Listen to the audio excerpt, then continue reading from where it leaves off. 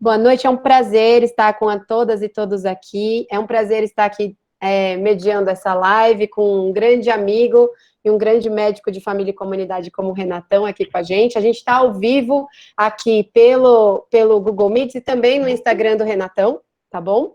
Então, às vezes eu vou estar olhando para vocês, às vezes eu vou estar olhando para cá, para o Instagram, né, Renatão? É isso aí. É um prazer aqui para a gente, tá? E antes de eu apresentar um pouco mais o Renatão, eu queria falar um pouco sobre a iniciativa dessa live e queria apresentar um pouco para vocês sobre a nossa questão da PMFC, tudo bem? Mas vamos lá, pessoal. Deixa eu só modificar aqui o layout para a gente ficar mais bonitinho e todo mundo conseguir ver a gente. Pronto, beleza. Então, eu, Larissa, eu faço parte da atual diretoria da Associação Paulista de Medicina de Família e Comunidade, que está ligada à Sociedade Brasileira de Medicina de Família e Comunidade. Eu, atualmente, participo da diretoria como diretoria da Saúde Suplementar e estou aqui representando a nossa diretoria e agradecer a presença de todas e todos aqui com a gente. É uma iniciativa da nossa diretoria pensando aí em discutir alguns temas bastante relevantes para sócias e sócios nesse momento de pandemia, buscando apoiar a tua atividade como médico de família em comunidade nos diferentes cenários, frente a essa situação terrível que tem sido a Covid no nosso país, né? E aí, pensando nisso, a diretoria tem se reunido quinzenalmente, né, discutindo diversas propostas que nós fizemos já durante as eleições e durante agora o começo da nossa gestão, e uma delas é buscar se aproximar com os sócios, com as sócias, trazendo aí um conteúdo de qualidade. A gente achou que esse tema seria um tema muito relevante para o contexto atual, né? Emergência e urgência na PS sempre é um tema que costuma bombar bastante nos congressos, né, Renatão? A gente que já organizou aí um congresso, né, Renatão? Costumam ser as salas bem agitadas e a gente achou que esse tema seria bem interessante. Então, em nome de toda a diretoria aqui, de todo um trabalho que não é só meu, é de toda a diretoria da PMFC, eu quero dar as boas-vindas e boa noite para todas e todos aqui. Mas vamos lá, gente. Eu gostaria aqui de apresentar o nosso queridíssimo convidado, na verdade, eu costumo dizer assim, né? Eu que sou caloura aqui na PMFC perto de você, né, Renatão? Eu sou caloura perto de você. Nada. Poxa. Você já é presidente, Eu veterana, vou doutorado já. apresentar, mas assim, meio desnecessário, né? Eu que preciso me apresentar, mas tudo bem. A gente está aqui hoje com um convidado super especial, Renato Walsh, que é também médico de família e comunidade. Ele é um futuro ex-obeso, diretor clínico do Heart Count, é isso mesmo, Renatão? Falei certo? Heart Count. Certo. Muito chique. E também emergencista no Hospital Sírio-Libanês e no Hospital Vila Nova Star, da Redditor. Ele tem aí uma trajetória na medicina de família e comunidade muito bonita, tem um nome muito forte, também já fez algumas vezes, né? Só algumas vezes como monitor lá do ACLS, só algumas, né, Renatão? Poucas vezes. E aí a gente convidou ele para fazer esse trabalho, ele é ex-presidente da PMFC também, trabalhou na última gestão e agora ele está trabalhando do outro lado, né, sendo nosso convidado. Renatão, um prazer estar aqui com você hoje, muito obrigada por você aceitar esse nosso convite aí, né, de debater um assunto tão difícil como urgência e emergência, principalmente no atual contexto da pandemia, e quero deixar aí o espaço de fala para você nesse momento, Renatão. Eu só quero relembrar as pessoas por favor, fechem os seus microfones. Se você tiver dúvidas, você pode mandar aqui pelo chat, que eu vou estar acompanhando, eu vou estar fazendo esse trabalho, você pode levantar a mão, e a gente vai fazendo esse bate-bola, vou conversando aqui um pouco com o Renatão, deixar ele se apresentar, e aí a gente vai fazendo algumas rodadas de perguntas. Tudo bem, Renatão? Tudo bem, Lari, tá me ouvindo bem? Muito bem, muito bem. Cara, estou muito agradecido, fiquei muito feliz com a proposta, com o convite. Acho que é essencial a gente discutir isso nesse momento. Galera, a ideia, pessoal, é a gente fazer aí uma coisa bem interativa mesmo, né? Uma conversa, um bate-papo. Ele não trouxe slide, não trouxe aula pronta. A ideia é para a gente discutir aí a questão, né, dos atendimentos mais graves, somente no ambiente de atenção primária, né? Para quem está no Insta, Lari, eu fixei o link do Google Meet para entrar aqui, para poder mandar perguntas, né? ali quem quiser ficar à vontade também de mandar, entrar no chat e mandar perguntas, né? O Thiago Sartre entrou só para dar um abraço, Roberto Lima, Natália, Andréia, Fábio, já nos cumprimentamos, Isaura, beijão, Isaura, todo mundo aí presente. Eu lembro também que quem quiser mandar perguntas, tiver com dificuldade de mandar pergunta, pode mandar pelo WhatsApp. Também eu estou com o WhatsApp aberto aqui da MFC São Paulo, tá bom? Então, basta vocês participarem. Acho que é bem importante a gente trabalhar com a interatividade, né, Renatão? Com certeza, vários canais aí, high-tech total. E, assim, acho que eu queria começar falando, Lari, que fudeu, né? Estamos numa situação que a coisa tá russa mesmo, assim, né? Tá muito, muito difícil. Eu venho trabalhando além da conta, assim, para tentar ajudar, né? Além da minha escala habitual, para ajudar os colegas, mas a gente sabe que não tá fácil, né? E enquanto algumas atitudes não forem tomadas, né? A tendência é piorar, né? A gente viu aí o pessoal de Araraquara, né? O Felipe tá aí, um abração, Felipe, todo mundo de Araraquara que tá aí. Cara, o quão bom, né? O quão positivo foi ter feito um lockdown de verdade, né? O resultado disso em curto prazo, né, de redução aí de 50% no número de casos por dia, casos novos por dia, redução de 50% no número de mortes por dia e redução de 60% no número de internações, né? Isso dá um baita respiro ali para o sistema de saúde, né, local. Então, foi muito bom, né? E em São Paulo a gente está vendo que a gente está caminhando realmente para o colapso, né? Apesar de estar em fase roxa.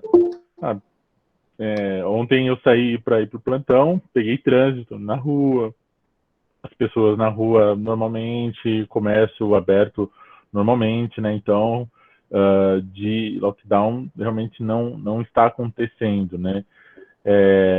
Entendo, né, Lari, a gente, todo mundo, né, aqui, a gente como médico de família e comunidade, e olhando também para as questões da comunidade, entende as dificuldades, né, que quem tem comércio passa, né, as dificuldades de ter que se alimentar, né, mas é uma situação realmente de exceção, né, que a gente vive. Acho que sempre a gente vai ter que pesar a questão social e econômica com a questão social de saúde.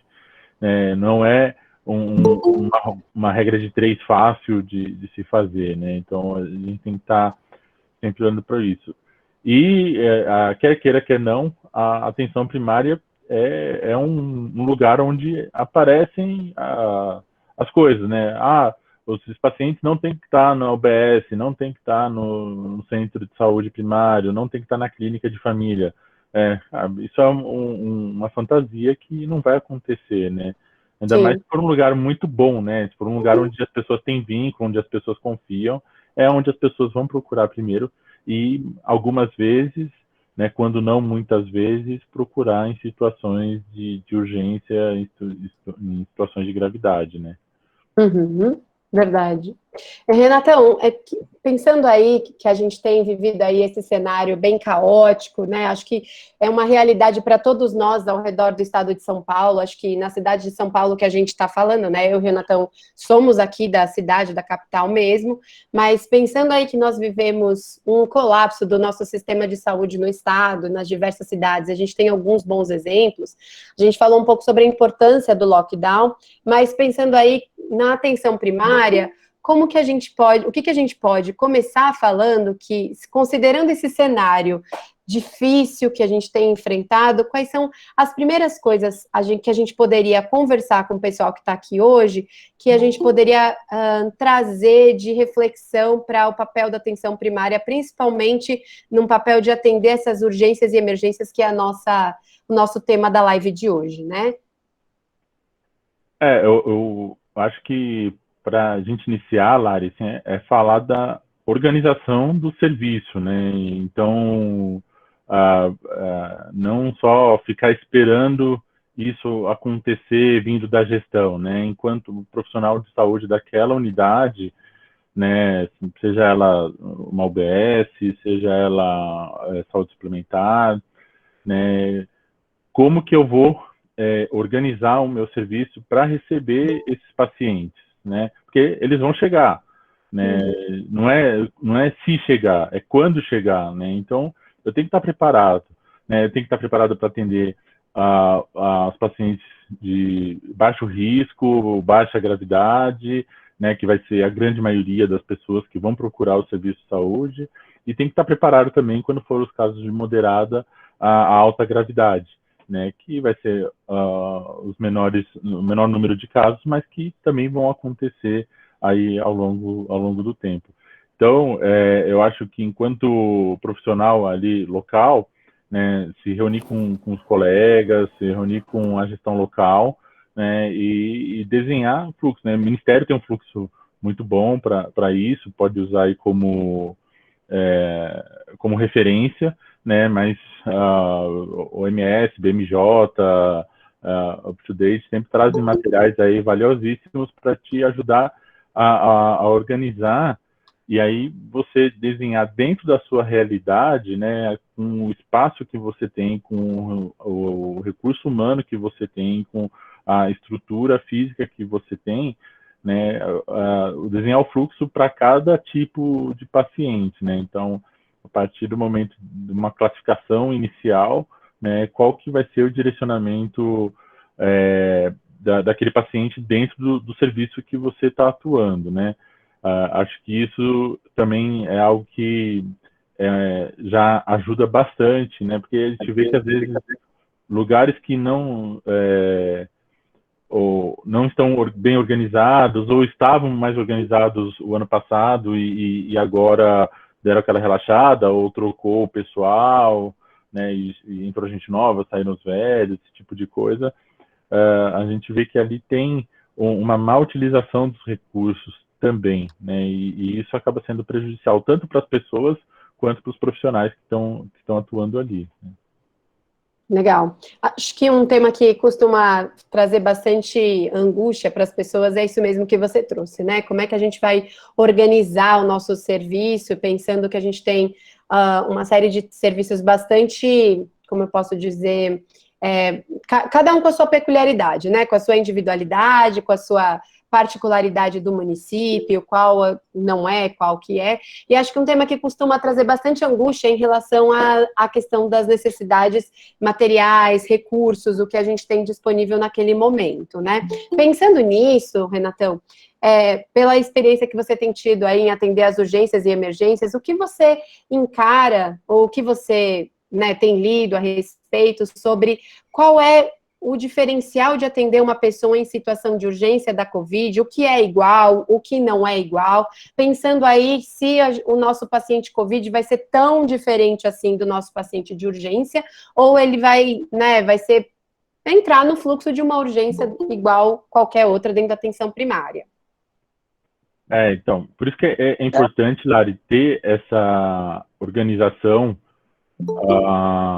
prévia, né, do serviço, porque tem sim algumas peculiaridades, né, algumas especificidades do atendimento de urgência ou de emergência, né, ou de casos graves, moderados a graves na atenção primária, né, ou numa situação de emergência no Covid, né. Então, eu tenho que estar preparado, eu tenho que ter recursos ali esperando o pior, né, que pode acontecer, né, que é o caso de uma insuficiência respiratória aguda, né. E Lari, assim, o que eu tenho visto no hospital, né, é que essas coisas assim evoluem em horas, né? É absurdo, assim, isso está sendo muito impressionante. Uma das coisas assim que eu tenho percebido nesses pacientes que pioram, assim, questão de 3 horas, 4 horas, né? Então, se você imaginar uma fila de espera num serviço de atenção primária, onde a pessoa chega ali 8 horas para ser atendida meio-dia, o que não é nenhum absurdo de se acontecer, às vezes isso que é o tempo necessário que ela tem ali para ter essa piora aguda, né, e grave. Então, a gente, vou fazer um parênteses aqui, né, porque acho que é uma questão importante que eu tenho percebido também, é o tanto da ansiedade, assim, né, da angústia das pessoas e da ansiedade que esses pacientes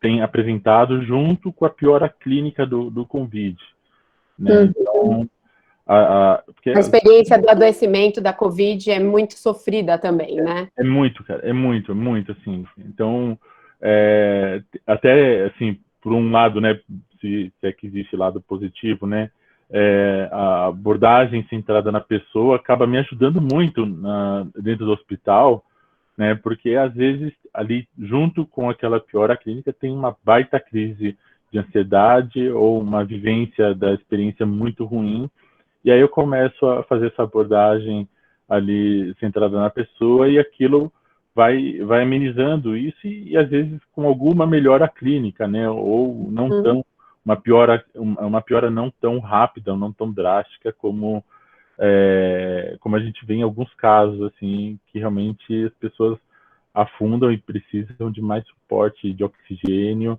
e de mais complexidade nesse suporte ventilatório de uma forma assim, aguda de uma hora para outra, né?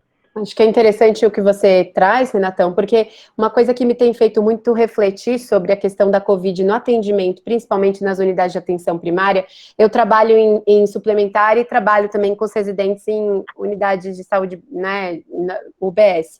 E eu percebo que o Covid, ele veio também para a questão das pessoas, né, os pacientes chegam experienciando uma situação que nós provavelmente não fomos treinados para, mas a gente também começa a vivenciar uma situação que nós não fomos treinados para. Então, eu me vejo muitas vezes atendendo no sintomático respiratório, que é como a Prefeitura de São Paulo separa a sala, né?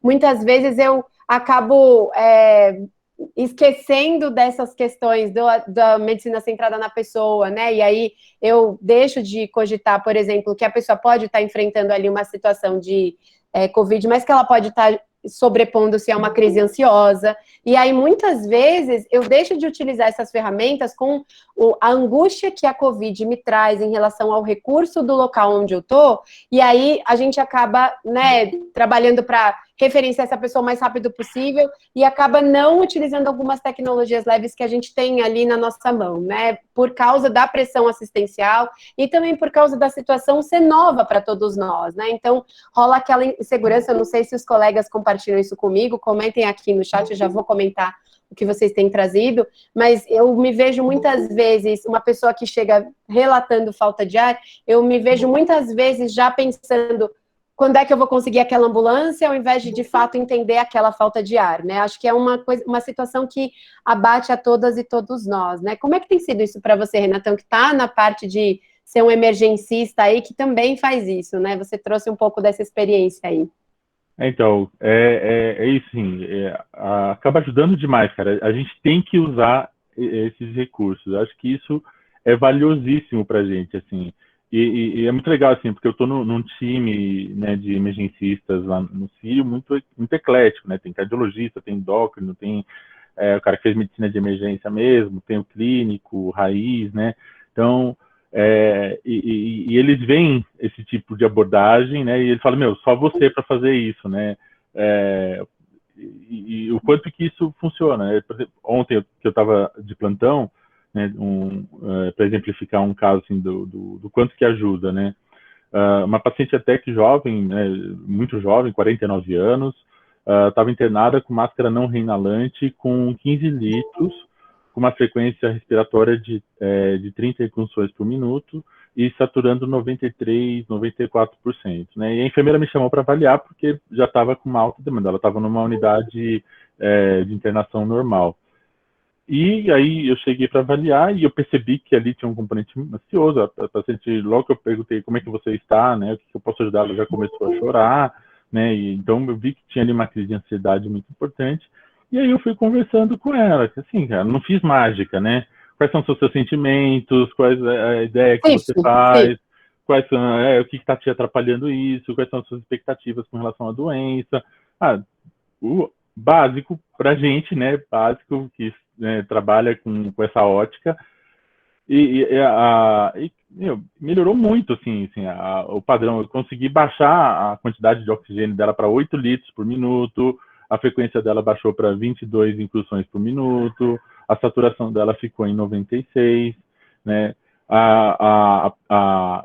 Eu atrasei a piora clínica dela em 1 ou 2 dias. Talvez ela piore realmente pelo Covid e ela vai precisar de mais suporte ventilatório, né? Mas talvez eu tenha conseguido fazer isso porque ela passou ali as 24 horas que eu estava de plantão sem essa necessidade, sem a necessidade de ir para a UTI, sem a necessidade de colocar uma ventilação não invasiva, com pressão positiva, né?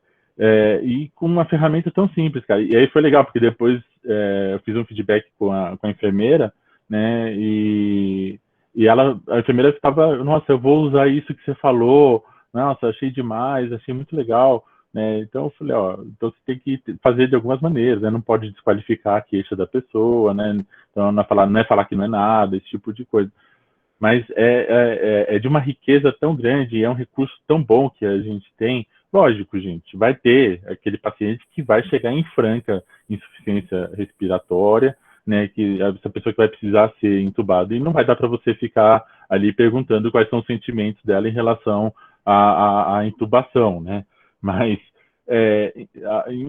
em alguns casos, né, ou talvez em muitos casos, a gente consiga fazer isso, né, e isso seja muito bom, né.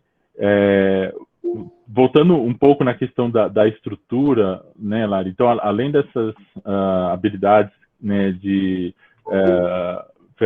tecnologias leves que a gente tem, né, a questão mesmo de estar preparado com tecnologias duras, né? Então, com uma estrutura para isso. Então, eu posso não saber entubar, né? Mas, de repente, tem alguém que teve algum treinamento, alguém que teve o ACLS, né? De repente, não é a intubação com tubo orotraqueal, é com máscara laríngea, que é feito pela equipe de enfermagem também, né? Mas aí, o que eu tenho à disposição no serviço que eu estou? Quais são os meus recursos, né? Antes de querer saber entubar, vamos identificar quais são os nossos recursos, né? Perfeito, né? Mas será que eu, profissional dessa unidade, eu já fui atrás disso? Ou eu sou aquele cara, pô, aqui nunca tem nada, aqui não tem fentanil, rocurônio para entubar, não tem etomidado, mas e aí? Eu já fui atrás para saber se dá para ter? Eu já procurei o responsável técnico da minha unidade para saber como a gente faz para solicitar. Será que dá para solicitar isso para o gestor? Será que eu tenho como sair dessa posição passiva, né, de que aqui não tem nada, puxa vida, que droga, e de repente não dá para conseguir, né? Então, não, de repente eu tô lá, tem um hospital de referência da minha área, cara, que de repente dá para eu conseguir ali uma ampola de fentanil, uma ampola de midazolam, deixar ali de reserva. Tem uma máscara laríngea que dá para conseguir com o pessoal do SAMU, né, ali deixar à disposição. A técnica com a máscara laríngea é mais simples do que a técnica com a intubação, com tubo orotraqueal, né? Então, você pode ter outros recursos, né? Eu tenho, né, acho que quando a gente falou ali do primeiro passo de organizar o que ser feito com cada tipo de paciente, né? Desenhar a jornada de cada, depois de classificar o paciente, desenhar a jornada dele dentro do seu serviço, também é olhar o recurso que você vai disponibilizar para cada um, né? Eu não tenho oxímetro, né? Mas será que não tem maneiras indiretas da gente ver, subjetivas da gente ver a oximetria, a oxigenação do sangue, né? Existe, né? Como que eu posso monitorizar esse paciente da melhor forma, né? Então, eu tenho, né? E aí, enquanto coordenador de cuidado, né? A gente tem essa possibilidade de fazer isso, né? Nem que seja pegar lá com um amigo meu que trabalha em outro serviço e arranjou para mim, e conseguiu, ok, eu vou estar preparado para melhorar minha estrutura física, minha estrutura de equipamentos para atender esses casos quando forem necessários, né? Sim, sem dúvida. Renatão, estão chegando várias perguntas aqui, vou dar uma lida em algumas delas, que acho que vai ser bacana, porque a gente já acumulou aqui. Gente, só para situar todo mundo, essa é a live da PMFC, falando um pouco sobre a abordagem de urgência e emergência na PS na situação de Covid. Renatão já trouxe aqui um pouco de algumas experiências dele, e a ideia é que seja uma live bem participativa, a gente entendeu que essa seria uma forma mais interessante para que todas e todos pudessem se sentir contemplados nas suas dúvidas. Mandem suas dúvidas aqui no chat, a gente também está ao vivo pelo link do Renatão, também pode ser mandado dúvidas aqui no nosso WhatsApp, no grupo da MFC São Paulo, tudo bem? Então vamos lá, Renatão, a Caroline Rocha, ela falou, Renato, eu queria saber de você sobre o desafio que a PS está enfrentando com o aumento de casos moderados da Covid na PS. Aqui em Brasília tem relato de paciente, abre aspas, internado na PS, aguardando leito para ser transferido. Como é que tem sido isso aí? O que tem chegado? Pessoal, se vocês também têm vivenciado isso, comentem aqui no chat, a gente pode crescer muito com a discussão desse tema e com a experiência de cada uma nesse tema. E aí, Renato, como é que tem sido enfrentar os casos moderados aí na PS para você? A gente viu, principalmente na primeira onda, né, Lari, assim, a importância fundamental da atenção primária no combate ao Covid, né? O quanto que você estruturar, você qualificar, você melhorar a atenção primária, o quanto de resultado que vai dar. Por quê? Ali, né, é a porta de entrada, né, a gente sabe, né, mas também eu consigo, a partir do momento que eu defino que a pessoa ou é baixo risco, ou baixo risco com fatores de riscos aí para piora, eu posso ir monitorando esse paciente, né, através de teleconsulta ou através das consultas presenciais, né, evitando mandar esse cara direto para o pronto-socorro, né. Então, eu vou conseguindo tirar da frente da fila do pronto-socorro um monte de gente que não precisaria estar lá, e aí conseguindo encaminhar para o pronto-socorro quem realmente tem que estar lá, né, que é o caso moderado ou a grave, né.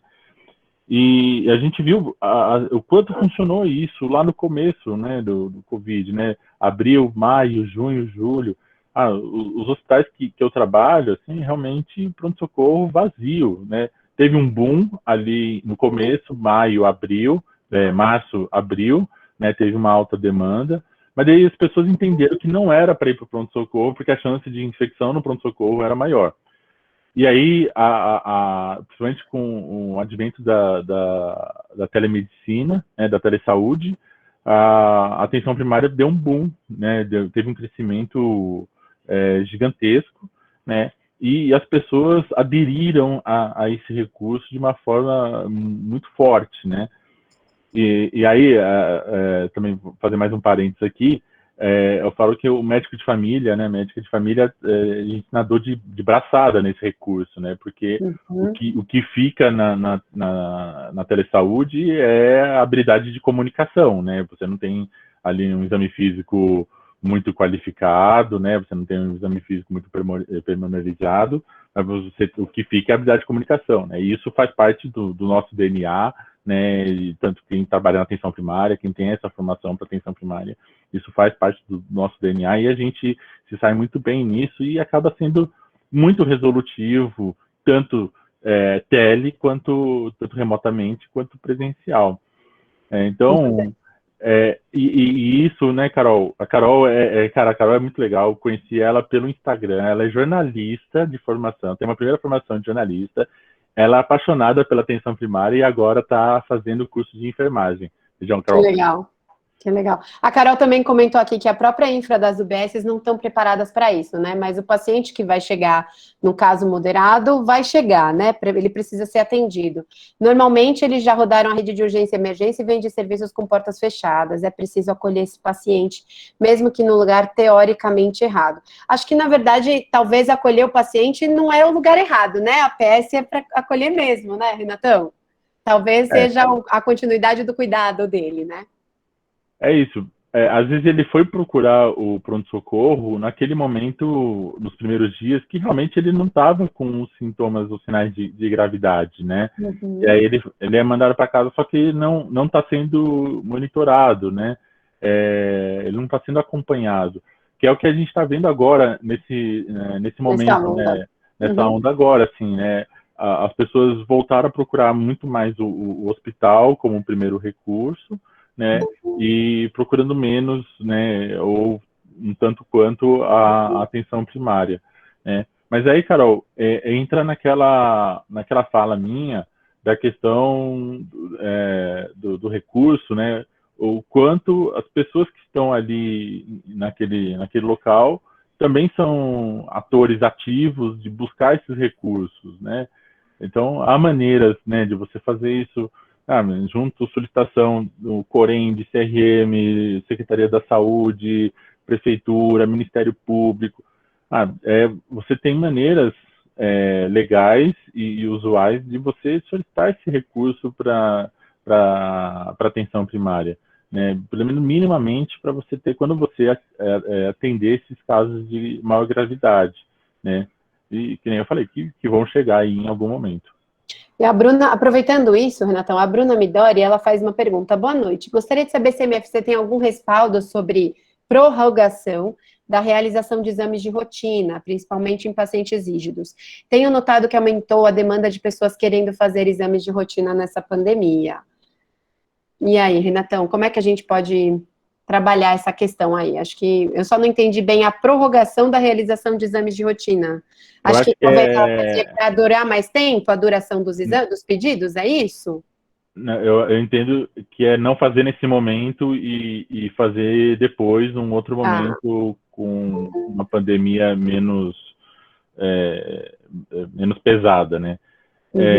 Eu acho que aí, Bruna, é muito também que é um papel nosso, né, da atenção primária, que é muito de educação em saúde, de chegar junto da comunidade, da sua população, e falar assim, gente, né, agora talvez não seja o momento, o serviço já está abarrotado com os atendimentos de Covid, né, estamos atendendo tantos casos assim, né, acho que trazer números, trazer dados, né, pode sempre ajudar, chamar o conselho gestor para junto de si, as lideranças da comunidade e a própria reunião de equipe com a comunidade mesmo, né? Então, ter esse momento com os seus pacientes ali acaba sendo importante, né? Lógico, a gente está aí que não pode aglomerar tudo, mas a gente tem outros recursos para fazer isso, né? E passar essa informação, né? Que talvez, de repente, agora as questões que são mais eletivas não sejam nesse momento a serem feitas, né? E desencorajar essas pessoas a fazerem isso. Acho que é através da educação que a gente consegue. Legal, tá bom. Vamos lá. Roberto Lima, uma pergunta que estão me fazendo com frequência, dada a emoção rápida, acho que é isso. O paciente diagnosticado com a Covid-19 e medicado em casa monitora a sua saturação. Se não sente falta de ar, em qual percentual na saturação é realmente recomendado que ele procure o atendimento especializado? Eu estou entendendo que o Roberto está perguntando numa situação aguda, né? Numa infecção aguda e não numa situação prolongada, mais de 3 semanas, né? Porque se for mais de 3 semanas, a gente já tem umas diretrizes, mas pensando aí numa situação aguda, Renatão, um valor de saturação, uma média de saturação que a gente poderia orientar essa pessoa de buscar um serviço, se ele não está com sintomas. A gente tem que tem que ter muito cuidado, né, para não se fixar na saturação, né? A gente não ficar noiado com a saturação. A saturação é um parâmetro que pode nos apoiar na nossa decisão clínica, né? E não é ele que vai decidir qual vai ser o desfecho do paciente. Se você tem um paciente, por exemplo, com DPOC, né, O2 dependente, ele pode saturar 90% e para ele está no melhor dos mundos da vida dele, né? Ontem, Lari, né, eu fui de bike pro hospital, né? subir a Rebouças inteira. Para quem não mora em São Paulo, Rebouças é uma avenida grande aqui, que ela não é tão íngreme, mas em sentido Avenida Paulista, ela é uma subida constante. Eu cheguei na Avenida Paulista quase vomitando meus 2 pulmões para fora, assim, né? Se me disse minha saturação naquele momento, e de máscara ainda que eu estava, se fizesse uma capnografia e uma oximetria, minha saturação ia dar uns 70% e a capnografia dá uns 70% também. Então, não é, a gente tem que ter o olhar clínico para o paciente, né? E a saturação nos apoiar. Né? Então, principalmente no telemonitoramento desse paciente, eu tenho que identificar sinais, né, de sinais clínicos de baixa saturação. Então, eu tenho que ver se a pessoa está com a frequência respiratória aumentada, se ela está mais ofegante, né, se eu percebo que ela está usando musculatura acessória, se tem batimento da asa do nariz, se tem afundamento da fúrcula, né, eu posso pedir para ela, né, de repente, eu estou num ambiente protegido ali, ela tirar a camiseta para eu ver se tem tiragem intercostal, respiração abdominal, né, eu peço para ela, e conversando comigo, eu vou vendo se as falas estão intercortadas, né? Isso já são sinais graves, né? De casos graves de dispneia, indicando uma saturação baixa. Eu posso, ela me contar se ela está sentindo falta de ar para fazer atividades básicas da vida diária, sabe aquela que a gente usa para o idoso lá? Se trocar, comer, beber água, né? Pentear o cabelo. Então, se ela está sentindo falta de ar nessas questões, ou se ela está sentindo falta de ar para atividades simples, como subir ou descer a escada, mudar de cômodo. O Covid leve, Lari e Bruno, o Roberto que perguntou, o Covid leve às vezes pode dar um cansaço na pessoa, tá? É comum, por exemplo, a pessoa referir que ao mudar de cômodo na casa, né, porque ela vai estar em isolamento, não vai poder sair de casa, é comum ela falar, nossa, parece que eu cheguei na sala, parece que eu corri uma maratona, assim, eu chego cansado. Mas ali eu descansei um pouco e ok. Então, isso é o comum. Agora, a pessoa mudou de cômodo e ficou cansada e não melhora, ali na sua frente, ainda taquipneica, né, com a frequência respiratória aumentada, em torno de 30, né, ou mais de 25, ou com essas atividades leves também, que aumenta a frequência respiratória, ou dão sinais aí de uso de musculatura acessória, né, que são isso que eu falei, né, batimento da asa do nariz, tiragem de fúrcula, tiragem intercostal, respiração abdominal, né, isso são evidências, claro. Daí sim, diante disso, eu olho para a saturação e eu vejo lá, poxa, está 96, tá ok, então talvez ele esteja usando esses recursos e está conseguindo compensar. Beleza, ele precisa ser internado, mas dá para ele, a pessoa que mora junto, o parente ali junto, levá-lo para o pronto-socorro de carro normal. Não, agora ele está usando, está com todos esses sinais e com uma saturação de 90%. Né? Então, quer dizer, todos os recursos que ele tem de autorregulação da respiração não estão sendo suficientes para manter a saturação acima de 94. Então, ali é um caso de uma urgência, de uma emergência. Esse cara precisa receber oxigênio o quanto antes. Senão ele vai entrar em fadiga, né, vai entrar em falência e pode ter uma parada respiratória evoluindo para uma parada cardiorrespiratória. Legal. Eu vou colocar, inclusive, aqui, complementando só a sua resposta, Renatão, eu sei que eu não sou a palestrante, mas é que tive uma aula dessa semana, é um material muito interessante sobre o coronavírus, pessoal, inclusive produzido do BMJ para sintomas prolongados de Covid, em que ele orienta um pouco sobre o monitoramento domiciliar dessas pessoas, e aí a diretriz desse documento do BMJ é uma queda de saturação de 3%, mas num contexto em que a pessoa tem um Covid prolongado, ok? Então, não estamos falando de um começo da infecção, tá? Acho que é um material super bacana, ele está bem orientado, e também um material do Telesaúde. A Prefeitura de São Paulo também tem um material sobre orientações de como a pessoa pode poupar energia estando com Covid, né? Então, atividades que ela pode repensar, um manual muito interessante, já vou postar aqui para vocês também no chat, acho que é bem interessante essas são orientações muito boas para atenção primária, que a gente tira muita gente do pronto-socorro, se a gente explica a história natural da doença, né? Beleza, Renatão, vamos para a próxima pergunta então, gente? Vamos lá. Bora. Deixa eu dar uma olhadinha aqui. Então, Roberto, espero que a sua pergunta aí tenha sido contemplada. A Naira MFC trouxe aí. Gostaria de saber sobre o uso do corticoide dexametasona e clexane, se deve ser feito somente com pacientes internados, principalmente levando em conta a falta de leitos. Abraço, doutor Renato, saudações. Obrigado, Inês. Sim, é só com pacientes internados, né, para tratamento precoce, para casos leves, sintomas leves, não existe tratamento, tá? A gente vai usar somente os sintomáticos, aí a boa e velha DIP, e o paracetamol, e hidratação, e repouso, e todas as receitas que a gente aprendeu com os nossos avós, nossos antepassados. Para paciente que...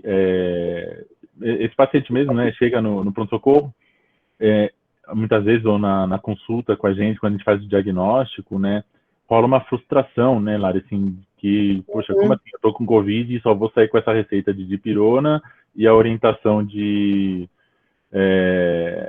me hidratar e repousar. Mas, então, realmente não tem. No pronto-socorro, no hospital, desculpa, quando o paciente está precisando, então um dos critérios aí maiores para internação é paciente com caso moderado ou grave, né, precisando de suporte de oxigênio, tá? Mesmo que seja um catéter a 1 litro por minuto, para que ele mantenha uma saturação maior do que 94. Então, isso já é o critério maior para internação. Ou paciente, às vezes, também com vários fatores de risco e que esteja numa piora progressiva da doença. Então, se a pessoa tem ali, né, um dos principais fatores de risco, né, para COVID é a obesidade, né, e aí, mais um parênteses, quando eu peguei a doença no ano passado, eu fiquei realmente bem apreensivo com a evolução que poderia ter, né? E aí, voltando àquela questão da ansiedade, que é compreensível das pessoas. Mas, por exemplo, a paciente que tem hipertensão, diabetes, obesidade e tem piorado do quadro clínico, está no 7º, 8º dia, que é uma fase inflamatória da doença, uma fase, né, de período crítico aí da doença, e você percebeu que nos últimos 2, 3 dias esse cara tem piorado, né? Então, esse cara, você vai internar ele para observar ele por pelo menos 48 horas, para ver se ele for para casa, de repente ele pode não ter acesso novamente ao suporte que ele precisará nas próximas horas. E nem todo mundo vai receber antibiótico, né? Então, por casos leves, ninguém, né? A gente não prescreve antibiótico para ninguém. Para os casos moderados e graves, é só quando você percebe que tem uma infecção bacteriana superposta ao quadro de COVID, né? Mas não dá azitromicina para todo mundo? Inicialmente, não, né? Agora, se você percebe que a pessoa tem sinais de infecção bacteriana junto com a evolução, a piora do COVID, aí é uma indicação de você entrar com antibiótico. Aí você pode usar uma cefalosporina, um macrolídeo associado, né? E a mesma coisa, o contrário do corticoide, né? Então, um corticoide para casos que precisam ser internados para suporte ventilatório, esse cara merece ganhar o corticoide, né? Metilprednisolona é o corticoide de eleição, mas a dexametasona também tem ótimos resultados para isso. E a anticoagulação, casos graves todos, né? E casos moderados com um fator de risco que você pode indicar. Também você não tem necessidade, né, de entrar com a dose plena de anticoagulante, né? Você pode entrar com dose profilática, né, de enoxaparina, por exemplo, e ali você vai fazendo a profilaxia, e aí quando a pessoa evolui para um caso grave, você entra ali com a dose plena de anticoagulação, onde você vai precisar ali dos parâmetros para controle do NR, do coagulograma da pessoa. Legal. Beleza. Naira, espero que a gente tenha respondido aí tua pergunta. Eu vi aqui uma também, acho que foi do Gabson, né? Ele falou sobre a abordagem hospitalar ele fala assim, muito tem se falado sobre a abordagem hospitalar da Covid com corticoide e anticoagulação. Em vistas da superlotação dos hospitais, até onde temos liberdade de iniciar essas terapêuticas para pacientes em UBS em casos mais instáveis. Outro ponto, a azitromicina, conforme palestra recente no Sírio-Libanês, houve sugestão de diminuir seu uso. Novamente, em vista dessa alta demanda das UBSs, devo usar beta-lactâmicos para pneumonia adquirida na comunidade ou manter a azitro como primeira escolha? Acho que vai na mesma linha do que a gente está falando, né? Deixa eu ver aqui a pergunta. É o Foi Gabson. muito longa. Foi muito longa, Gabson. Mandou uma pergunta aqui de residência para mim. Enquanto isso, Renatão, vou falando só para as pessoas enquanto você lê. Pessoal, eu coloquei aqui um material bem interessante sobre o que a gente falou de sintomas prolongados de Covid, tá bom? Acho que é interessante. A gente também está recebendo as perguntas de vocês em outros locais, então, se vocês puderem mandar uma pergunta um pouquinho mais curta, facilita aqui para o Renatão, tá bom? Para a gente situar vocês. E, Renatão, o pessoal do seu Insta está pedindo para você repetir as perguntas que eles não estão ouvindo, tá? Então, quando você for falar aí no Insta, repete para eles ouvirem, tá? Tá bom, desculpa, pessoal. Deu tempo aí de ler? Deu. O Gabson está perguntando, né, em vista da superlotação dos hospitais, até onde temos liberdade de iniciar terapêuticas para esse paciente dentro de um serviço de atenção primária, né, em caso de paciente mais instável. No caso de paciente instável, Gabson, você tem total autonomia para fazer o que for necessário ser feito, né? Acho que o principal, mais do que você medicar, por exemplo, com um corticoide, que o efeito vai ser, né, talvez em horas ou em dias, né, o principal é você avaliar, né, categorizar, classificar o quadro desse paciente, o quadro clínico, se é moderado, se é leve, ou se é grave, e aí você ofertar oxigênio da melhor forma possível para esse paciente, né? Mas não tem máscara não inalante. Então pega a máscara lá de inalação, sabe? Inalação, não põe medicação, não põe soro, mete a máscara ali, você já está oferecendo um FiO2 ali de 40% a 60% para aquela pessoa, e aí põe num fluxo alto lá, 10 litros, 15 litros para aquela pessoa. Eu tenho a máscara inalante. No serviço que eu tenho, tem ventilação, tem um ventiladorzinho lá que é michuruca, mas tá lá. Ok, vai trabalhar com o que você tem para estabilizar e você poder remover esse paciente, né? Então, pegar acesso venoso é importante, né? Um acesso venoso mais calibroso possível, né? E vendo os sinais vitais, né? A pressão arterial, frequência cardíaca, e avaliando temperatura, né? Porque às vezes, né, Lari, esse paciente, né, outro dia eu peguei um paciente, eu fiz um atendimento de um paciente que ele fez um quadro de sepse pelo Covid, né?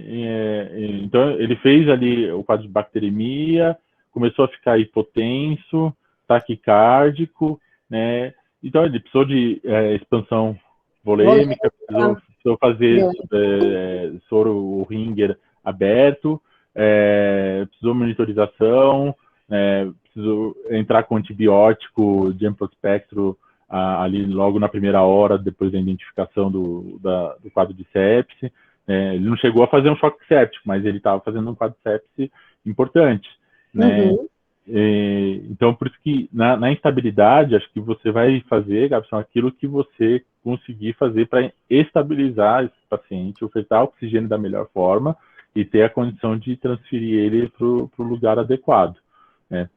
Com relação à azitromicina, infelizmente as pessoas começaram a usar a azitromicina, né, como se fosse dipirona, assim, né? Então, tô espirrando, já vou tomar a minha azitromicina, quando não... Por via das dúvidas, por via das dúvidas. Não é nem por via oral, nem por via endovenosa, era por via das dúvidas, né, que estava usando a azitromicina, né, junto com a cloroquina, com a ivermectina, com a anita, com não sei o que, com todo mundo lá que vinha no kit, né. E aí, isso não tem, né, um paciente com assintomático ou caso leve, com sintomas leves, não tem nenhuma funcionalidade, nenhuma evidência de que vai melhorar ou vai evitar de ter piora do quadro, e aí você acaba criando aí uma seleção dos tipos de bactérias que você pode ter como envolvidas aí na patologia, né, da infecção doença. secundária, né? É Interessante, aí, todos nós pegamos algum caso de alguém que está tomando algum kit com doses elevadíssimas, até mesmo perigosas, né? Para além de não ser indicado a azitromicina, com doses potencialmente perigosas, né, para as pessoas. Acho que é interessante que a OMS tem divulgado bastante sobre isso, até coloquei o link aqui, ele tem feito as revisões rápidas, viu, pessoal, comitês mundiais, então você não precisa fazer essa revisão, já tem outros locais que estão fazendo essa produção de conhecimento, e agora a gente já tem evidência consistente sobre algumas práticas, né? Então, assim, né, a restrição do uso da azitromicina tá ficando maior realmente por conta dessa seleção. Agora, Gabson, você falou de pneumonia comunitária. Pneumonia comunitária é pneumonia comunitária, né? Então, eu vou tratar com o que a gente sempre tratou lá, beta-lactâmicos, né? Vamos fazer... é isso que a gente sabe que funciona. Mas tem Covid junto, não tem Covid junto? Cara, tudo bem, isso a gente vai ver, porque você vai ter que monitorar esse paciente a cada 24, 48 horas de qualquer maneira, né? Pelo menos 48 horas. E aí você vai ver se, depois de 3 dias, depois de 72 horas, está fazendo febre ainda, então está na hora de escalonar esse antibiótico, está na hora de trocar esse antibiótico. Legal. Renatão, a gente tem uma pergunta aqui bem interessante da Yasmin. A Yasmin falou um pouco, acho que a gente tem falado bastante sobre o nosso papel como médicas e médicos, né, da atenção primária no cuidado desse paciente, mas a Yasmin veio trazer um pouco sobre o olhar da interprofissionalidade, né, da equipe multi. Boa noite, Renato. Gostaria de saber quais são as possibilidades de intervenção de assistentes sociais em contexto de emergências, desastres e calamidades. Poderiam falar um pouquinho? Acho que a Yasmin é uma assistente social, né? Não. Achei aqui que ela está perguntando um pouco sobre o papel da equipe multiprofissional nesse enfrentamento dessa calamidade que a gente está vivendo, né? Kilce, eu já vou deixar, já tem 2 pessoas com a mão levantada, eu já vou permitir que vocês falem, tá bom? Só vou terminar as perguntas aqui do chat e a gente já vai para lá.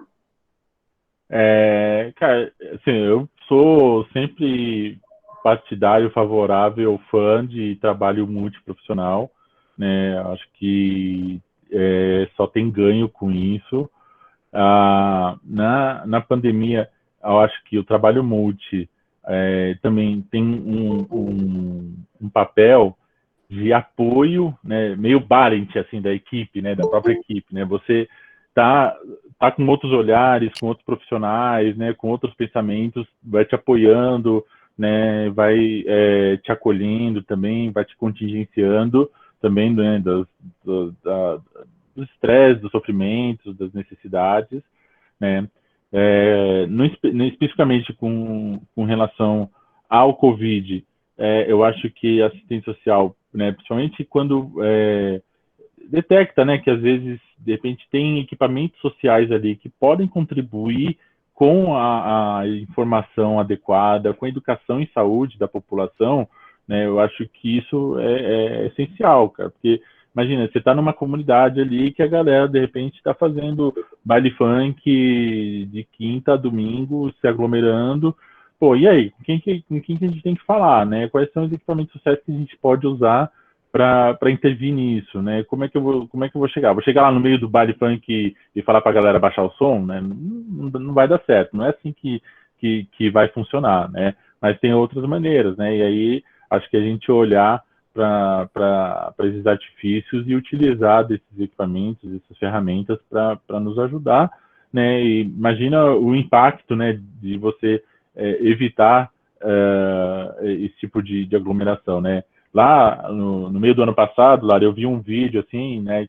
Parecia ser, pela simplicidade das casas, parecia ser uma comunidade, e eu acredito, pelo sotaque das pessoas do vídeo, era no Rio de Janeiro, né? Não sei em qual cidade propriamente, mas aí era um carro passando, assim, os traficantes, né? Que estavam com metralhadora em cima do carro, né? E um alto-falante, os caras fazendo o toque de recolher na unidade por causa do Covid, né?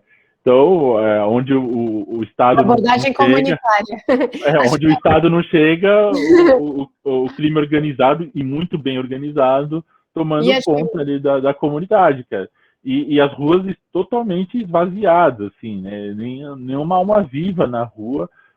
Lógico, para a saúde, isso tem um impacto muito positivo, né? Então, a gente vai ter que usar as ferramentas, né? Não precisa pedir para os traficantes saírem com o alto-falante, não, mas utilizar as ferramentas que a gente pode utilizar para a gente conseguir levar essa educação em saúde, essa informação de boa qualidade para as pessoas.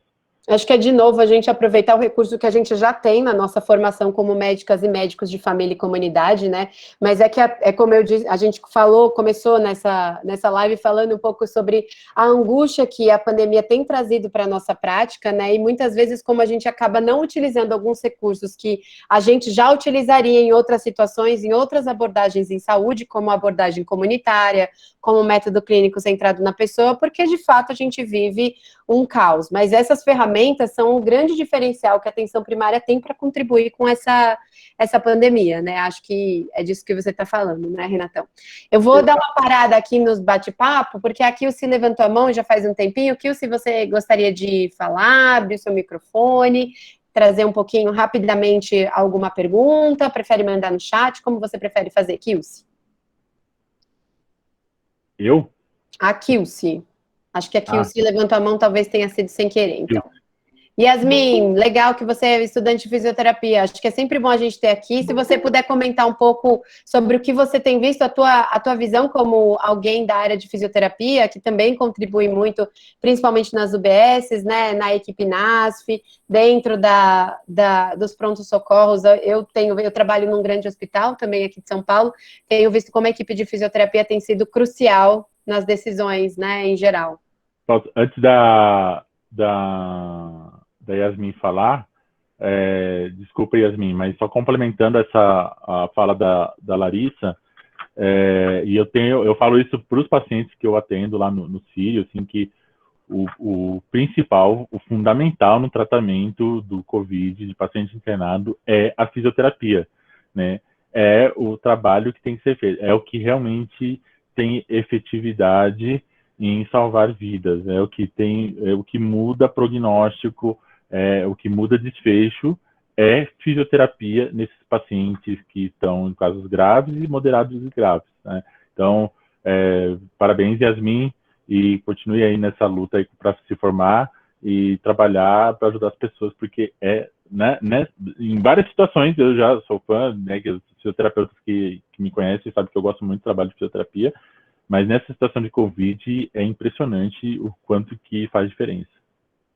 Beleza, vamos voltar a falar de atendimento de Covid, que acho que é legal, né? A Sani Parente traz uma dúvida bem interessante. Ela pergunta assim: gostaria de saber a opinião de vocês sobre o fluxo da Prefeitura de São Paulo, que saiu essa semana, sobre solicitar DHL, triglicerídeos e PCR, ferritina e hemograma no terceiro dia na UBS. A Sani Parente pergunta sobre isso. Renatão, você chegou a dar uma olhada sobre isso? Deixa eu ver aqui, cadê a pergunta dela? Tá embaixo. Gostaria de saber a opinião de vocês sobre o fluxo da Prefeitura de São Paulo, que saiu essa semana, sobre solicitar DHL, triglicerídeos, PCR, ferritina e hemograma no terceiro dia na UBS. Então, eu não vi, Sani, a Sani aí também eu conheci, ela está interessada em medicina de família, né, Sani?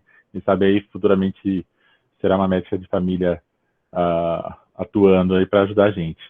E eu não vi esse fluxo, mas assim, o quanto tempo demora para ter esse resultado, né? O que adianta você ter o resultado de hemograma uma semana depois?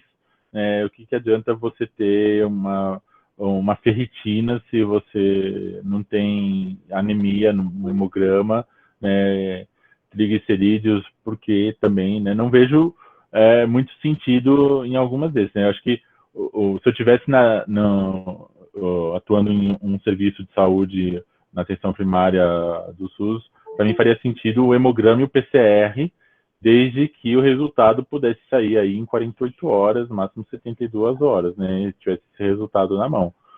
Porque pedir hoje para ficar pronto semana que vem ou daqui a 10 dias não tem sentido, né? Agora, triglicérides, assim, eu realmente põe em questionamento, e ferritina também, porque aí vai começar aquelas coisas assim, né? O cara tem um HB de 16, né? Um hematócrito de 40 e uma ferritina baixa. Então, e aí? Eu vou dar ferro para esse cara com um sintoma leve de Covid? Né? Não tem nenhum sintoma aí de anemia, nada. Né? Então, acho que tem que entrar um pouco de prevenção quaternária aí também, da nossa parte, né? Às vezes, pessoas que estão na gestão aí pública, né, tão distantes, tem muita gente boa, a gente sabe, tem muito material bom, a gente sabe, mas às vezes tem coisas que estão distantes aí da prática do que há de melhor evidência, né? Legal. Pensando aí nisso, Renatão, o Renato Guimarães fez uma pergunta bem longa. Você quer dar uma lida aí para a gente já responder? Que é também um pouco sobre o que a gente vem, como você comentou um pouco no começo da live, sobre IoT e máscara, uso de máscara em situação de Covid na APS. O Renato está perguntando aqui quais os principais sinais de gravidade que sinalizam a necessidade de intervenção de urgência na APS, né? E quando vamos pensar na indicação do uso de máscara ou IoT na APS, são indicações gerais fora do Covid? Na minha unidade, por exemplo, não temos boa ventilação, porque como pesar o risco de intubação versus aumento de pressão do vírus através do procedimento. O Renato, né, tá perguntando, aí meu xará, está perguntando quando que intuba, né, quais são os sinais de gravidade, desculpa, quando que intuba e o que faz para intubar, né? Acho que é isso que eu entendi, Lari. Sinais de gravidade é isso que eu falei, né? Então, a pessoa ter sinais de uso de musculatura acessória, sinais aí de dispneia com as atividades, fala entrecortada, né, sinais diretos de dispneia, e aí você associado a isso a uma baixa oxigenação, então uma baixa saturação de oxigênio no sangue, então você tem ali um quadro de desconforto ou de insuficiência respiratória, então isso que vai te dar a gravidade, tá? E aí essa pessoa precisar de suporte de oxigênio, que pode ser desde o catéter nasal, né? E aí o problema do catéter nasal é que você não consegue um alto fluxo e nem uma alta fração de oxigênio, né? O FiO2. Né? Então você vai conseguir com um catéter ali o máximo de 30, assim, com 6 litros, e 6 litros no catéter já é algo extremamente incômodo para o nariz, né? É algo muito, muito ruim, né, no catéter. E uma FiO2 de quase 30. Se você pensar que no ar a concentração de oxigênio é em torno de quase 21, né? Então você não tem um grande ganho com o catéter. Aí você tem a máscara reinalante, que é uma máscara simples, né? E aí pode ser comparada a uma máscara aquela máscara que a gente usa para fazer a inalação, né, que é onde você chega aí a 40% até quase 50% de fração de oxigênio, e aí você já também consegue um fluxo um pouco maior, né, em torno de 10 litros a 15 litros. A máscara não inalante, que é aquela que tem os furinhos do lado, que tem a bolsa reservatória, né, ali você consegue 100% de FiO2, né, de fração de injeção, fração de oxigênio, e consegue um fluxo de 15 litros, né. E você depois tem a VNI, né, a ventilação não invasiva com pressão positiva, né, que é o CPAP ou o BIPAP. O BIPAP é o mais indicado, né, porque daí você consegue controlar a pressão também, que é o mais importante. Você tem catéter nasal de alto fluxo, que aí é um equipamento também que, apesar de ser com catéter nasal, ele joga fluxo até de 50 litros, 60 litros de oxigênio com a FiO2 de 100%, né? Então você tem um alto fluxo, por isso que é o nome dele, né? O OptiFlow, lá o catéter de alto fluxo, né? E a ventilação invasiva, que daí você tem a intubação, ou com a máscara laríngea, né? Que aí eu recomendo para quem não tem o costume, não tem habilidade, né? Ou mesmo realmente muito mais prático você usar, mais barato você usar a máscara laríngea, né, do que a intubação orotraqueal, né?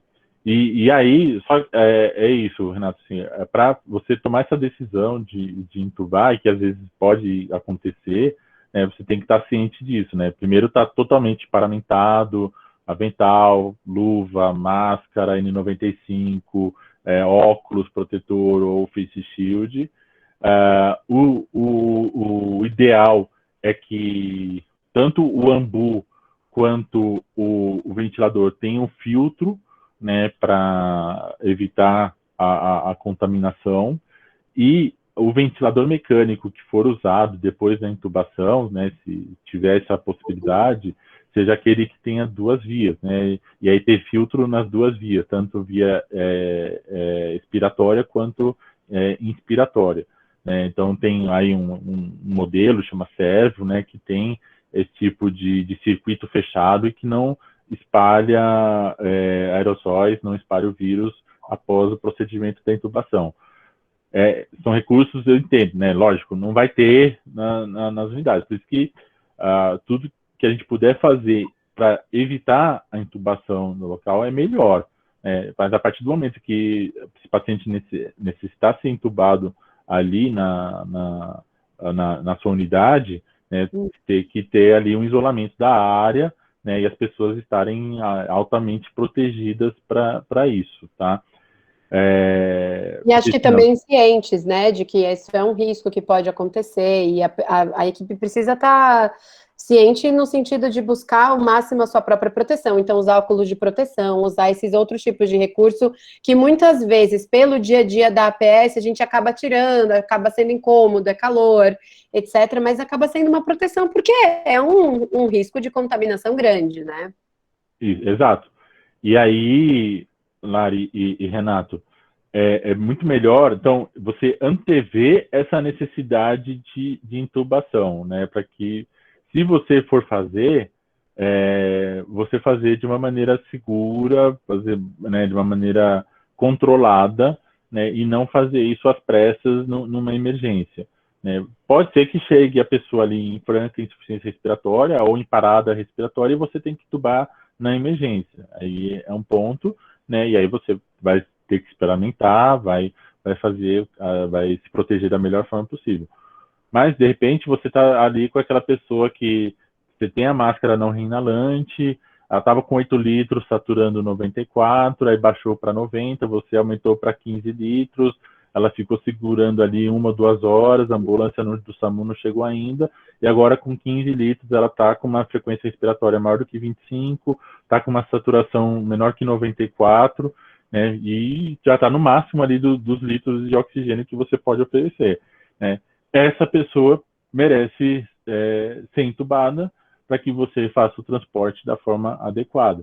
Então, eu vou me preparar, vou conseguir preparar a equipe, preparar o local, vamos isolar a área, vamos fazer o que tiver feito para trazer segurança para a equipe e para as pessoas, e aí eu vou realizar o procedimento sem ser uma situação emergencial, né?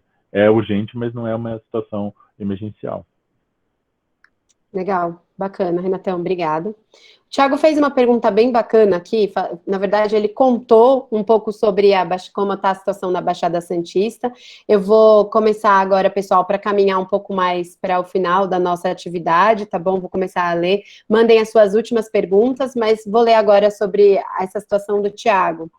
Você quer ler aí, Renatão? Porque aí você pode ler para o pessoal do Insta também?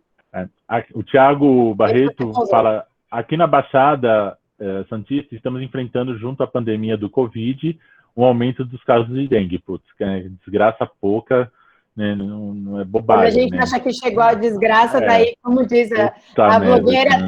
tem o subsolo da desgraça ainda, né? Em alguns dias, atendemos as mesmas proporções das arboviroses, que são os casos de dengue, né, e Covid. Além da confusão diagnóstica, né, similaridade dos sintomas em alguns pacientes, os mesmos permanecem juntos aguardando o atendimento. Alguma dica para encarar essa situação? Olha, talvez uma benzedeira possa ajudar, né, porque, pelo amor de Deus, mas, Thiago, eu acho que fazer uma dica, né, também, lógico, eu não estou vivenciando a sua realidade lá, falo que é que nem comentar jogo de futebol, né, para quem está de comentarista é fácil de dizer, porque que cara errou o gol, mas o que eu penso, o que eu faria, assim, era qualificar as pessoas, né, que ficam numa triagem, de fazer uma triagem muito qualificada e aí fazer a separação, né, se possível, que nem a Lari falou, que lá onde ela atende tem o covidário lá, né, a sala das síndromes respiratórias, né, onde ela atende essas pessoas, né.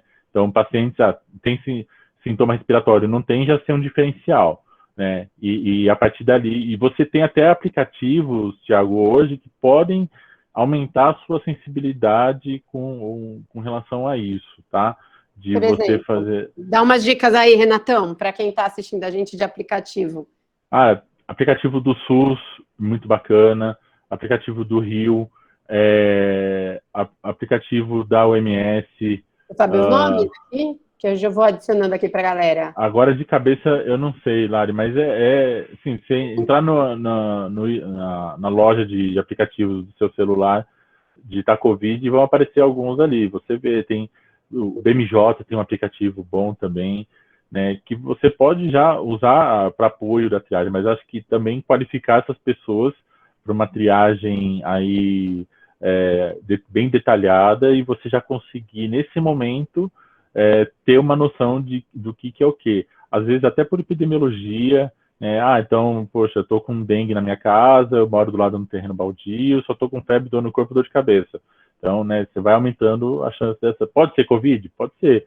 Né, mas você vai aumentando ali a diferenciação entre o joio e o trigo. Né? Vai ter os casos que vão ser confusos. Likelihood, né? Vai ser a zona cinzenta mesmo, né? Mas talvez você, fazendo esse primeiro anteparo, você consiga aí diminuir essa zona cinzenta e esse convívio dessas pessoas no mesmo local, aí dentro do seu serviço, né?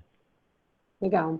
A Raliane Costa trouxe aqui uma situação também bem interessante, Natão, se você quiser já ler. Eu aproveito para lembrar todo mundo que está nos acompanhando aqui que a ideia é que nós tenhamos mais lives disso, então segue a gente nas redes sociais, a PMFC no Facebook, a PMFC também no Instagram, nós temos divulgado bastante nas nossas mídias sociais um pouco desse nosso trabalho, para que você não perca nenhuma dessas iniciativas aí, dos nossos próximos vídeos, nossos próximos temas, e que você possa também sugerir outros temas para que a gente produza um material e busque as lives que os sócios e sócias precisam nesse momento, tá bom? Diga aí, Raliane, diga aí, Renatão, o que a Raliane falou. Você viu 123 pessoas aí? Caraca! Pois é, bombando. Já estamos caminhando para os nossos últimos 13 minutos, então capricha, Renatão. A Raliane Costa mandou aqui, né? Boa noite. Essa semana atendi uma paciente sintomática que havia ido ao pronto-socorro com muito desconforto respiratório. Fez o SWAB rápido, né, antígeno, no 5º dia de sintomas. Deu negativo. Como mantinha boa saturação, foi liberada. Né? Resolveu fazer tomografia de tórax particular com 50% de acometimento pulmonar, retornou ao PS, foi medicada e liberada. Avaliei no 9º dia de sintomas com uma saturação de 95, sem sinais de gravidade. Fiz o teste rápido e deu positivo. O grau de acometimento pulmonar nesses casos não indica internação de forma nenhuma? Indica sim, Raliane, tá? Mas é isso, né? Tem que entrar no contexto clínico da pessoa. né? E aí é fácil, é o que eu sempre digo para os alunos, né? O raciocínio médico, a gente parte da história, né? Então, do que a pessoa está sentindo, né? Seja ele na anamnese tradicional, seja ele no registro clínico orientado pelo problema, a gente ouve a história do paciente, a gente examina, a gente faz a nossa avaliação ali, e ali, junto à história, mais do que a gente viu, a gente elabora hipóteses, né? E essas hipóteses podem ser corroboradas ou descartadas com o uso de exames, né, complementares, tá? Então, uma tomografia com mais de 50% num paciente que, né, que você falou que estava com desconforto respiratório inicial, né, mesmo que tenha dado negativo qualquer teste que ela tenha feito, né, é altamente sugestivo de COVID, tá? Então, essa pessoa, né, se ela tinha critérios, né, então, se ela fosse classificada como um caso moderado, né, então, que ela precisasse de suporte de oxigênio, ela precisaria ficar internada. Agora, se ela foi, naquele momento, mesmo com uma tomografia com 50%, ela, né, de imagem em vidro fosco lá, que é o que aparece, que é bem sugestiva de COVID. E ela não tem nenhuma, porque também é isso, também não tem nenhum antecedente pessoal de nenhuma doença pulmonar, né, porque senão ela não é DPLC, não tem nenhuma outra doença, amiloidose, nada disso que possa gerar vidro fosco, né, na imagem da tomografia, né, e essa pessoa, ela está bem, não tem nenhum fator de risco, não está precisando de suporte de oxigênio, só tem essa tomografia, né, então, de repente, ela é de alta, mas ela precisa ser monitorada, né, pelo menos 24 a 48 horas, né, para que você fazer acompanhamento e evolução desse caso de perto, né, e assim que você perceber que houver qualquer piora clínica, levá-la para o pronto-socorro no primeiro momento. Beleza. Não sei se eu respondi. Acho que sim. Beleza, vamos lá. Então, tem mais uma pergunta aqui da Caroline. A gente está caminhando realmente para o nosso fim, pessoal, mais 10 minutinhos. Vou deixar só mais essas duas últimas perguntas. A Caroline comenta aqui, bem interessante. Ela fala assim: alguns colegas médicos estão relatando aumento dos casos de pacientes chegando em serviços de saúde com algum comprometimento no fígado devido ao kit COVID, especialmente pela ivermectina. Você também tem percebido isso no teu campo de prática, Renato? Sim, Carolina, né, eu já nem vou repetir porque o Insta já caiu, então, sim, às vezes vem já com não é muito comum, tá? Mas já vi alguns casos de pacientes que estavam aí com algum acometimento hepático, e com essa história, né? Porque também às vezes a pessoa já poderia ter isso antes por qualquer outro motivo, aumento das enzimas hepáticas por qualquer outro motivo, uma esteatose, por uso de outras drogas, de álcool, enfim, mas pessoas com essas alterações hepáticas, com essa história de ter feito uso do kit COVID, né, o famoso kit COVID, e que por ela estar internada lá no hospital é porque não funcionou, né? Então, mas não é algo frequente, tá? Já vi isso, é pouco frequente, tá? Não aparece na maioria dos casos, né? E também não aparece na maioria das pessoas que usaram as medicações aí do dito kit COVID. Beleza. O Dálcio traz aí um pouco sobre como é que a gente faz essa articulação, né? Boa noite. Como de fato convencer prefeitos, secretários e afins, colegas, sobre a não eficácia do tratamento nos casos leves? A população precisa de algo, usar algo para diminuir a ansiedade. Como sermos mais efetivos no combate a este mal? Somos taxados de negligentes caso não passamos nada. A mídia trata o Covid diferente da dengue. Me entende? Abraços a todos. Lógico que a gente entende, Dalso, super entendo e acho muito válida a sua dúvida. Não tem jeito, cara. É educação em saúde, é informação, sabe? Trazer para a discussão essas pessoas. Então, o que você tem de evidência? Outro dia, estava lá num grupo, eu mandei ali, eu fiz um post, né, sobre não existe tratamento precoce e tal, e compartilhei em alguns grupos. E o meu irmão, né, duvidando, né? Não, existe sim, pô, tem o professor, doutor da Unifesp, do Caramba 4, fala que tem um monte de médico que usa, veio falar para mim até de trabalho randomizado. Cara, ele trabalha com marketing, ele nem sabe o que é trabalho randomizado, né? E é pura desinformação. Aí ele pegou, e aí ele coloca que é uma questão, né? Não, mas eu acredito, mas eu falo, não é questão de fé, né? É questão de ciência, né? Ciência ou você aceita ou você renega. A Igreja Católica renegou a ciência por muitos séculos, né? E a gente viu o que deu, né? Quanta coisa a gente perdeu, né? Então, a ciência você aceita ou você renega, cara. Então, acho que é levar a ciência, levar a boa informação, levar a medicina baseada em evidência, levar o material que está sendo produzido, falar, olha, não é o Renato que está falando, é a OMS, o BMJ, o New England Medical Journal, é o JAMA, é o presidente da Sociedade Brasileira de Infectologia, tem um vídeo dele super legal agora, falando aí numa live que ele fez no Senado Federal, né? Então, utilizar desses recursos, né? E aí, né, mostrar, acho que para o gestor, principalmente, a questão financeira disso, né? O impacto financeiro que você vai ter com isso. Então, você fala assim, ó, você vai gastar milhões em algo que não vai ter efeito e vai te custar mais outros milhões com um tratamento que você vai ter que fazer para recuperar essas pessoas, né? Então, você pode usar esse dinheiro de uma outra forma, né? E aí você utilizar o que você tiver de recurso para você chegar lá, que seja o seu gestor, seja a gestão local, né, que sejam os grupos de outros médicos, de outras especialidades para te ajudar nisso daí. Legal, acho que é o desafio de todos nós, né? Não deixa de ser uma habilidade de comunicação falar sobre os tratamentos, né? Eu costumo dizer que quando você tem um vínculo interessante com a pessoa e você faz advocacia em saúde com ela, ela naturalmente vai validar aquela tua informação, mas sem dúvida é um grande desafio aí que a gente vem enfrentando. Últimas duas perguntas, então, o Eric traz um pouco uma dúvida sobre após conseguir entubar, principalmente se não tenho nem ventilador, nem bomba de infusão na unidade, o que eu faço? Basicamente, essa é a dúvida do Eric. Vai ter que ambuzar, Renatão? Como é que faz? Então, aí, Eric, você não vai conseguir fazer uma intubação controlada, né? Então, um pouco mais eletiva, né?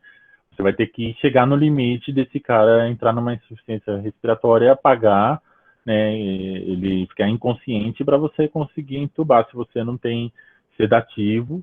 Né? Bomba de fusão eu nem digo, porque você pode ir, por exemplo, fazendo bolos, né, de midazolam, por exemplo, né, e aí você vai ali faz uma dose de ataque até a pessoa ficar sedada, né, e depois você pode ir mantendo pequenos bolos ali, sem a necessidade de manter bomba de fusão, por exemplo, né, mas se você não tem um ventilador mecânico, você vai ter que ficar abusando essa pessoa. E aí a sua proteção ou a proteção da sua equipe, mais uma vez, é de extrema importância, né? Para que vocês estejam devidamente equipados, devidamente protegidos para você fazer esse procedimento, né? E ter habilidade para isso também. Legal. Então, Eric, você já até complementou sua pergunta, o Renatão já explicou, né, que as medicações não é o ideal, mas algumas podem ser feitas em bolos, por exemplo. Ele perguntou se Propofol e succinilcolina ele poderia colocar um técnico para ficar infundindo, né, no desespero ali de não ter esses recursos ideais. Você pode ter ali, né, o que a gente usa no hospital para sequência rápida de intubação, né, você pode usar o fentanil, a succinilcolina ou rocurônio, que são curarizantes musculares, né, e propofol, também é um bom sedativo, né, e isso a gente usa para intubação rápida e depois a gente deixa isso para manutenção da sedação. Mas, num ambiente de atenção primária com poucos recursos, talvez eu optaria por um midazolam, né, ou só o propofol mesmo, porque daí depois eu consigo ir mantendo a pequenos bolos dessa medicação, não preciso ficar me preocupando em descurarizar, em infusão, fazer desmame dessas outras medicações, tá? fazer isso só se eu realmente tiver recurso de bomba de fusão, tudo isso. Mas acho que com pouco recurso eu indicaria ou Propofol ou Midazolam, né? O Midazolam aí com uma vida útil, uma meia-vida mais prolongada um pouco, né? Então você consegue ir vendo, de repente, usando outros parâmetros para ver se a pessoa está saindo do estado de sedação para fazer os pequenos bolos ali para manter a sedação dele. Legal. Última pergunta, então, pessoal, a gente está caminhando para o fim mesmo, agora de verdade. O Carlos falou um pouco sobre se seria interessante a gente conscientizar a equipe um pouco sobre isso, né? Acho que a gente já falou bastante sobre isso, mas ele fala aqui, acho que seria interessante citar a conscientização da equipe no geral, quanto à sintomatologia, e também revisar o passo a passo de atendimento do paciente com dispneia com a equipe de enfermagem. Sabemos que muitas ESFs, UBSs e as equipes estão, digamos, enferrujadas, entre aspas, para o atendimento de pacientes assim, e às vezes temos problemas até mesmo com o ambiente físico de onde atender esses sintomáticos respiratórios. Então, mas isso, né, Lara, a gente colocou no começo, não sei se o Carlos estava lá, né, da organização do seu serviço, né? Então, os profissionais de saúde saírem da posição passiva, né? Aqui não tem nada, aqui não funciona, aqui não tem recurso. Então, vamos organizar, né, juntar os profissionais que atuam naquela unidade, vamos organizar como que vai ser a classificação do quadro desses pacientes que vão chegar, né, como que eu vou dividir em pacientes caso leve, caso moderado, caso grave, né, qual vai ser a jornada dentro da unidade de cada um desses. Então quem é caso leve vai para tal sala, quem é caso grave vai para tal sala, quem é caso moderado vai para tal sala, né, quais são os recursos quais são os recursos necessários, né, pode fazer uma lista, né, e aí junto com a gestão local ir atrás desses recursos, se não tiver disponíveis, ir atrás na prefeitura, na Secretaria de Saúde, em outros equipamentos sociais, né, hospitais, UPAs, né, ver o que você consegue organizar o seu serviço, organizar a sua casa para quando chegar esse atendimento, você ter condição de minimamente poder ofertar oxigênio da melhor forma e dar o melhor recurso para esse paciente até a chegada ali do transporte que possa levá-lo para um lugar mais adequado. Bacana. Renatão, em 1 minuto para você dar um resumo geral para a galera do que a gente falou hoje na live, fazendo um apanhado geral de todas as nossas perguntas aí. Qual é a mensagem final para quem está aí na luta de organizar um serviço de atenção primária que responda adequadamente à demanda de urgência e emergência que a Covid tem trazido para nós? 1 minutinho aí para você dar sua mensagem final e resumir tudo que a gente discutiu hoje. Tá fácil, né? Obrigado, Larissa. 1 minuto para falar isso tudo. Mas, gente, acho que assim, a gente tem que ter a ciência de que isso não vai passar tão logo, não vai passar nas próximas semanas, não vai melhorar, né? Enquanto a gente tiver nessas situações, né, de até um certo descaso da população mesmo e também dos governantes, né, de não encararem isso com a forma que deve, né, tanto com ações de políticas em saúde quanto de gerenciamento. Então a gente tem que estar preparado para uma longa duração, até porque a gente vai demorar para conseguir vacinar todo mundo que tem que ser vacinado para a gente começar a diminuição da curva. E acho que é isso, assim, eu começaria, né, pensando como que eu vou organizar meu serviço, né, então eu vou parar de ficar reclamando que no meu serviço não tem nada, e o que eu tenho que fazer para ir buscar isso atrás, o que eu tenho que fazer para ir buscar desde da ampola de midazolam, de propofol, do tubo, tem ventilador, de repente você descobre coisas incríveis, assim, tem um ventilador, tá lá no depósito do SAMU que não está usado porque não tem, sei lá, não tem a mangueira de oxigênio, que é uma coisa super simples. E aí, só que às vezes essas questões de prefeitura, né, de logística, né, requerem aí um trâmite, uma burocracia muito grande, né? E aí você começa a descobrir materiais ali guardados que não estão sendo utilizados de uma forma muito impressionante. né? Organizar junto com a sua equipe, né? Então, sentar com a sua equipe, vamos treinar, vamos discutir, né? Vamos fazer treinamento da equipe toda para entender, vamos fazer a equipe toda participar da montagem desses fluxos dentro da unidade, né? Eu não me sinto seguro em entubar, então o que eu preciso fazer? Tem treinamento, vou buscar treinamento, poxa, eu vou conseguir fazer CLS, né? Não tem SLS, eu não consigo fazer CLS. Tem outros treinamentos que podem te ajudar em situações de emergências, né? E que podem te ajudar nesse atendimento do paciente. Acho que o trabalho multiprofissional é super importante, né, para a gente vivenciar essa onda. A gente conseguir levar a educação em saúde e informação de boa qualidade para a população também é outro fator que é muito importante, né, e às vezes cansa porque trabalho de formiguinha, porque você fala, poxa, eu não consigo nem convencer meu pai, minha mãe, meu irmão, né, como que eu vou tentar convencer um paciente, né, mas é um trabalho de formiguinha mesmo que a gente tem que fazer e é nosso papel, né, enquanto profissional de saúde, atuando no SUS ou fora do SUS, é o nosso papel, né, e acho que é também por isso que a gente está aqui hoje, no domingo, 8h30 da noite, para discutir sobre esse assunto e trazer aí boas reflexões sobre o tema. Acho que, Renatão, o nosso papel como médicas e médicos de família sempre foi diferente da maioria, né? Sempre foi trabalhar conceitos muito difíceis, que a gente já esqueceu, como é difícil trabalhar o conceito de prevenção quaternária, como é difícil trabalhar num sistema que busca o cuidado de fato integral da pessoa e não um cuidado centrado na doença. Na verdade, essa é a nossa rotina já, né? Então, o kit COVID ou tratamento precoce, isso não seria diferente. A atenção primária está aí para responder às demandas e trabalhar diferente mesmo. Essa é a nossa vocação. Acho que nada diferente do que a gente já faz mesmo.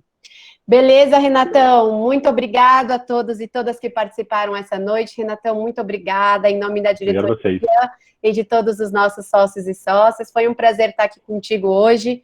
Espero que vocês que tenham participado aqui tenham curtido a nossa live. A ideia é que a gente tenha lives mensais, certo?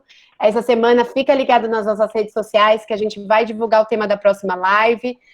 Comentem depois nas nossas redes sociais para dar um feedback para a gente, mandem devolutivas para a gente no privado, para que a gente possa aí trabalhar sempre para melhorar cada vez mais as nossas atividades para vocês, tá bom? Renatão, muito obrigada, sempre uma honra estar contigo, amigo, trabalhando aí, né? Primeiro organizando as coisas, em congressos, e muitas atividades, a gente continua aqui, né, Renatão? Lari, deixei meu Insta aí no chat para o pessoal, tá? Quem quiser, dúvida, se tiver alguma outra pergunta que a gente passou batido, não respondeu, pode me mandar lá no direct do Insta, ou quem tiver meu WhatsApp também, ou no grupo do MFC São Paulo também. Fique muito à vontade. Lari, sempre um enorme prazer, uma satisfação estar com você. Adoro trabalhar com você, sempre. Obrigadão pelo convite e foi muito legal. Parabéns. Valeu, gente. Obrigada. Uma boa semana para a gente. Seguimos na luta aí contra a Covid em favor da medicina de família e comunidade e dos nossos pacientes queridos também. Tá bom, gente? Uma boa noite para vocês. Tchau, tchau.